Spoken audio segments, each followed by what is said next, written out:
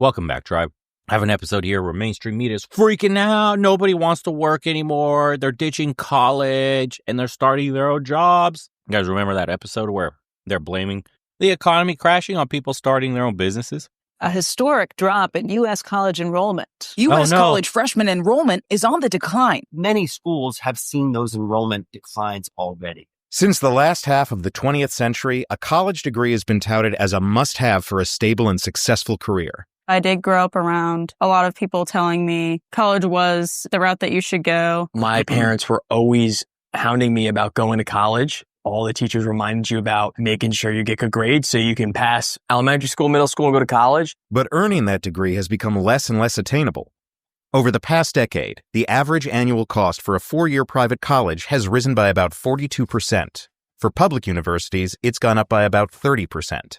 And jobs that traditionally require college degrees are no longer as reliable as they once were. Google, Amazon, and others announced cuts earlier this month. PayPal is the latest company to announce job cuts, slashing around 9% of its global workforce. The market has really rewarded companies that announced layoffs. So it may not be surprising that many in Gen Z, the youngest generation in the workforce, are saying no to the college experience. Instead, they're entering blue-collar jobs in skilled trades that don't require a 4-year degree. They're gaining skills that allow them to then go out and start their own business. And that really allows them the opportunity to set their earning potential as they go forward. And as older blue-collar workers begin to retire, it may be that Gen Z rises to fill the skilled labor gap. Oh, Joe. You better throw welding. Yeah.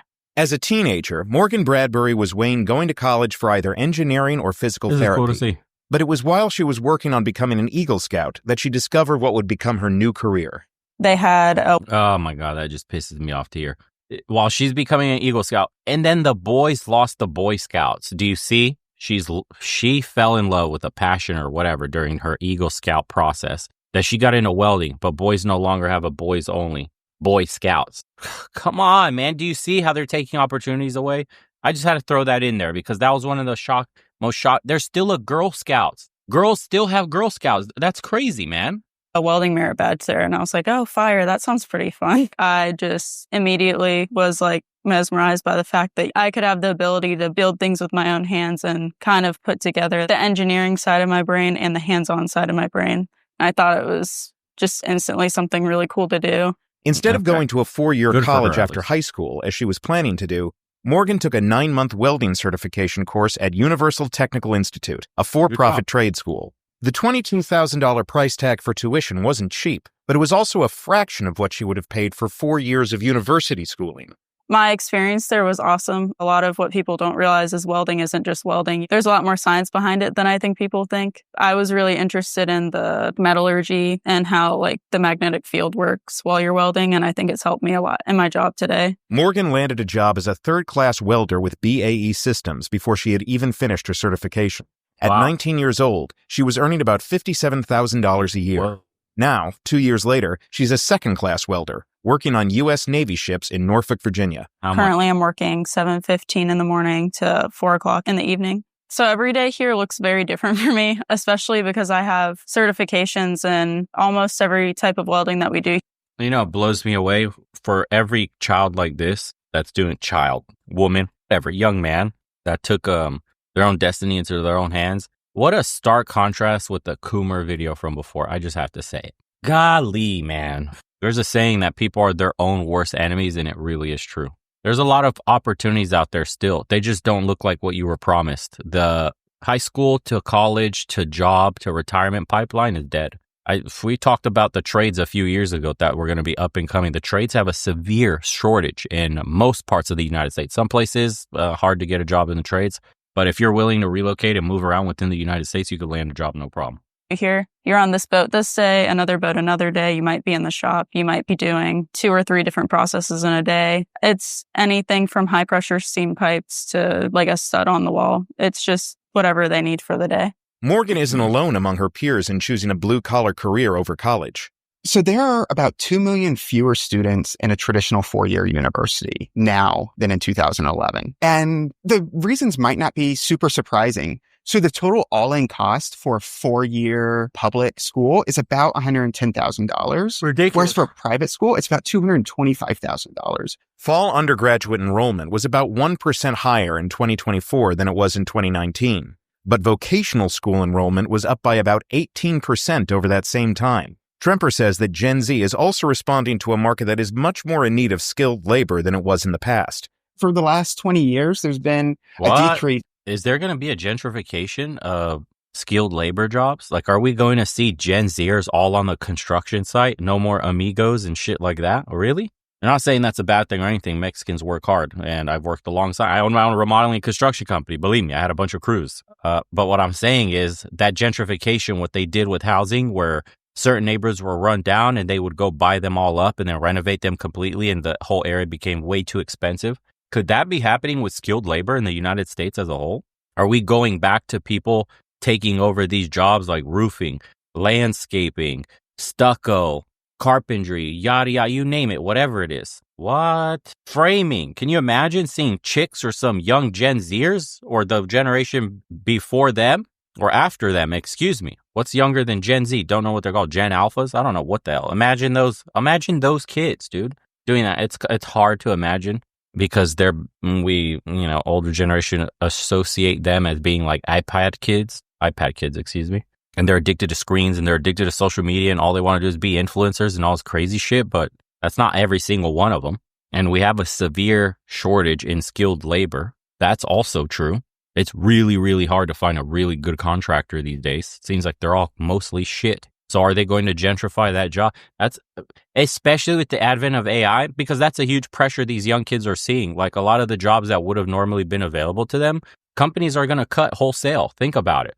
You don't need mid-level management and mid-level departments anymore completely. Like disappear with AI. Once like 5-10 years pass, by the time these kids are ready being churned out of high school and all that, there won't be any of those jobs left. Companies are going to run way leaner in the future than they do today. Now imagine what that does to this generation. That's just pressure for them to go into skilled labor. That's an interesting trend, man.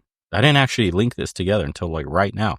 They're really going to gentrify out of necessity skilled labor that, people used to turn their nose up to. Like, no, go get a white collar job. Go to school, get educated. Framing, disgusting. That's for immigrants, Painting house, roofing, doing gutters, shit like that. No, watch. This is going to be interesting development over the next like 15, 20 years.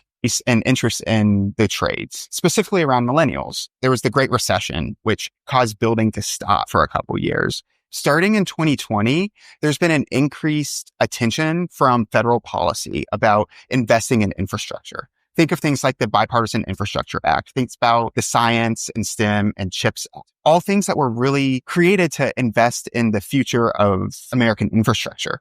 Since 2019, average starting salaries for skilled workers has risen over 25%, from $18.70 an hour in 2019 to $23.43 an hour in 2025. Over that same period, net hiring for new blue-collar workers during graduation season has remained consistently higher than for white-collar workers of the same age. It also saw its biggest bump in 2020 and has remained strong, even as hiring for white-collar jobs has cooled over the past 2 years. These folks are in high demand, right? They're able to find work because we need it. They're also gaining skills that are going to be increasingly necessary as baby boomers and older Gen X workers start aging out of the workforce. And it's time to really starting their own businesses. You fix it? Yeah. Okay. Take 24-year-old Chase Gallagher. He started his lawn care business in Westchester, Pennsylvania at a young age. When I got started in the landscaping industry, I was like 12 or 13 years old. So it grew from just 10 to 13 lawn mowing clients my first season to by the time I was 18, 19, I had about 75, 82-ish. I convinced my mom to let me do online high school. I would work on my business 2 to 3 days out of the week. I'd go work for someone else the rest of the week and then come home every night and do my online schooling while I ate dinner and on the weekends. And so this obviously helped me increase my... What is this going to do to dating? Because this guy looks broke, dude.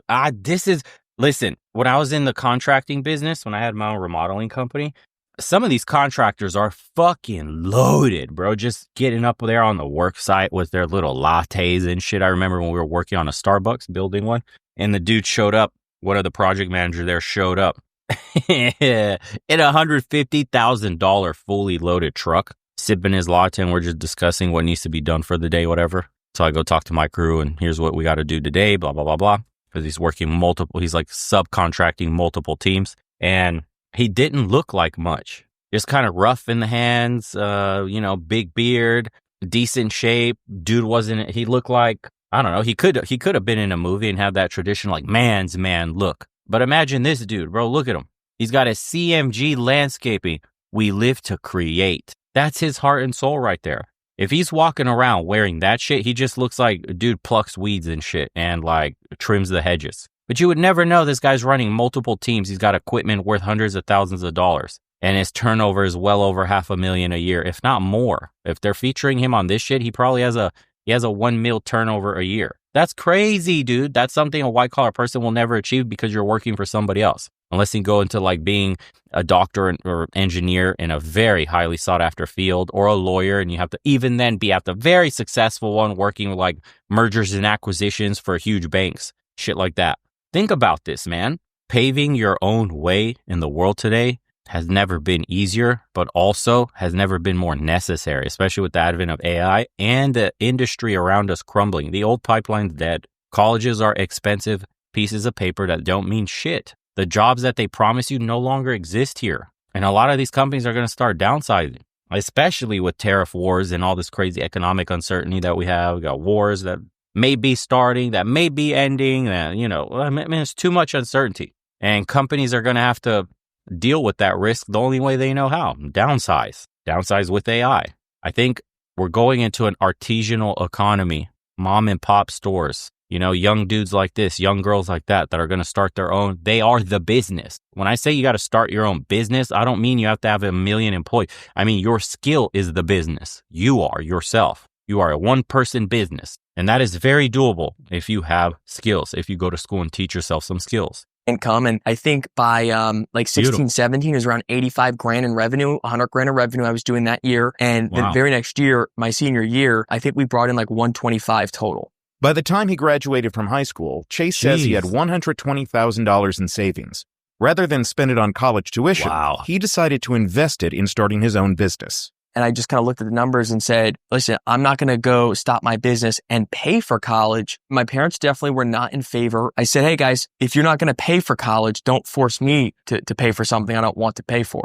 In 2024, Chase's business, CMG Landscaping, brought in over $1 million in sales. I told you. Chase says he earned about $491,000 through his salary and owner's share. So we work with about 100 clients on average a year. My crews are bringing in anywhere from $3,000 to $6,000 per crew per day, and that includes materials. Our busiest time of year is from March 15th to June 15th. Sometimes it'll extend to July 15th. To give you an accurate guess on how many hours a week I work during that time, I couldn't even tell you, but I will tell you it's from when I wake up to when I go to sleep. I swear sometimes in my sleep, I'm drafting up emails. Chase's ambitions go beyond his landscaping business. Sleep and dream. I want to turn myself into a private equity firm, and I want to buy or partner with home service companies and sell them to larger private equity firms. And so that's where I see my future going, is using my online presence to partner and acquire and grow companies. Morgan Bradbury says she plans to stick with welding for the long haul, but also wants to pass along her skills to others. I think it might be cool to have some sort of nonprofit startup for getting more females into welding. I think there needs to be more outreach of getting people into trades. I think that's a really important thing that I want to eventually step into. The immediate future for skilled workers like Morgan and Chase may be challenging, especially if possible tariffs by the Trump administration put a strain on blue-collar industries like construction. As we're looking towards the future, we definitely need to think that tariffs on soft lumber coming into the country will hurt opportunities for these people to work and to grow their skills. And that might carry through as people stop spending money. But as older workers retire and college tuitions remain high, we may see more members of Gen Z entering the blue-collar workforce. Gen Z workers are going to be able to move into a space where they're adding to the dynamism of the economy and really providing a lot more opportunity for themselves financially. These folks are going to be well positioned to take advantage of that and really grow their careers as they help grow the economy. This just shows you the possibilities of today. And then, of course, we have, as a European, it's absolutely incomprehensible to me how a state can send its youth into life with $200,000 in debt. It is pretty wild after you see how the rest of the world functions. It's a damn shame that we have to pay that much to be educated. A mechanic, a truck driver, a carpenter, electrician, a plumber, a gadgets repair guy, a guy with farming knowledge can survive anywhere in the world. Yep. It's truly about adaptation. Trends change every time. Our parents wanted us to go to college because the trades for them was seen as unstable. Now it's blue collar because a lot of us see that having a 9-to-5 doesn't pay as much and it's a false sense of security. That's beautifully put. That's exactly what it is. World's inverting on itself. The things they used to tell us was shit is now good, and what used to be good is now shit. It's really what it is. It's true, man. College is a big risk unless you're going for a professional degree.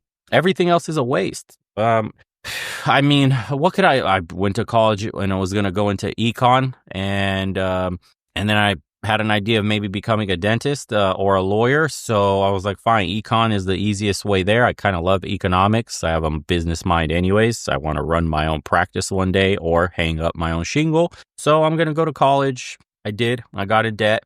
Didn't really learn shit. Saw that the institutions were garbage. I didn't really go through the whole woke thing when I went. That wasn't at least at the college I was at, even though I was in California.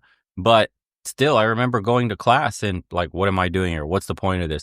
What truly drove the nail in for me of seeing that this wasn't a good future was the fact that I was working, I believe, as a server for, I can't remember, one of those cheap chains like Red Lobster or whatever, Olive Garden, stuff like that. And the manager there that was interviewing and speaking with me was also an econ major. She had gotten her degree in economics and was working as a fucking like shift manager, bro, for a not fast food, but a chain restaurant like Olive Garden. That's when I was like, oh shit. You mean after I graduate and spend all this money, I might end up here like you? And yeah, that's when I went, okay, so this is not guaranteed. Neither is starting a business, but at least if I fail starting a business, I'll learn something and maybe could start another one. But if I succeed, my whole life will change. Thank the Lord Almighty I did that because my life changed. Had I kept going to school, had I gotten the econ degree and eventually went further into law school, who knows? Who knows? Maybe I would have made it. Maybe I would have been arguing in a courtroom, Harvey Specter style, like from Suits. Or maybe I would have been that weirdo, like Better Call Saul, just dealing with criminals and shit. I got a non-legit kind of operation going on, a bit like a shady lawyer thing or something in between that's just invisible. I don't know. I'm glad it's going the way it's going, though. And I can tell you right now, if you get those guys that I had working for me, doing all the skilled trades, they're making really good money. They're making more money than any of my friends that went to college. There's only one downside.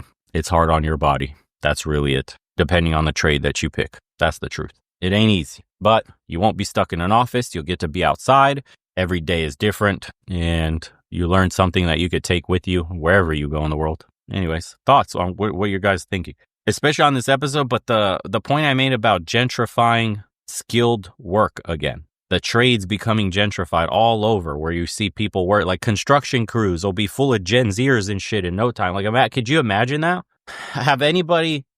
Have you guys actually noticed that in some places where you live? Have you driven by construction sites, or you've had to do plumbing, or you've had to do electrical, or you've had to do, I don't know, something, any other skilled trade? Are you noticing a ton of younger generation, Gen Zers, just all over the place? Especially with the immigrant crackdown stuff, I've heard through the grapevine that a lot of construction crews are now running, kind of like skeleton crews. They don't have a lot of people anymore for obvious reasons. And I wonder if these kids are now going to start feeling this and taking it over and bringing a new level of craftsmanship. And, because as much as we want to make fun of them, the artisanal shit, if they take pride in their work, these guys could become the new maestros. They could have some really, really high skill in whatever field they choose, if they choose mastery in that field and not just I do this for a living, but I really enjoy what I do. So you get next level skills. I'm curious. Let me know in the comments below. As usual, boys, we'll see you on the next one.